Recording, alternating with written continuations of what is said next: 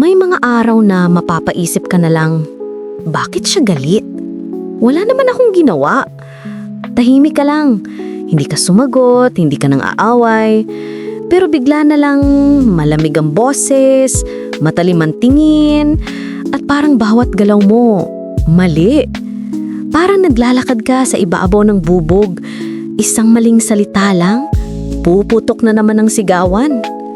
At sa mga ganitong sandali, napapatanong ka talaga, ako ba ang problema? O siya? Pero etong totoo, minsan, ang galit ng isang tao ay hindi laging tungkol sa'yo. Madalas, dala nila yan. Mga sugat na hindi mo naman nilikha, pero ikaw ang napagbubuntunan. May mga taong lumaki sa tahanang ang init ng boses ay normal na. Kung hindi ka sumisigaw, hindi ka naririnig.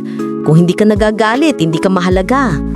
Kaya kahit tahimik na ang paligid, dala pa rin nila yung ugong ng sigaw na tumatak sa kanila noon pa man. At minsan, ikaw na marunong makinig, na marunong magtimpi, ikaw ang nagiging safe zone nila.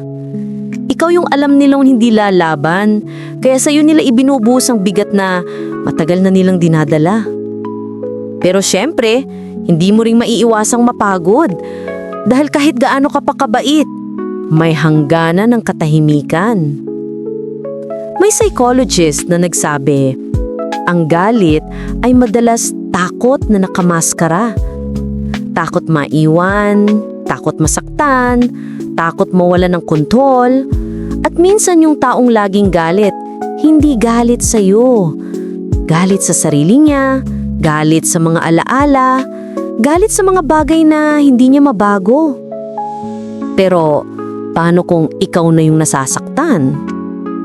Paano kung yung galit niya unti-unti nang kumakain sa'yo? Yan ang pag-uusapan natin sa mga susunod na bahagi. Dahil minsan, hindi mo kailangang sagutin ng sigaw ng isang taong galit.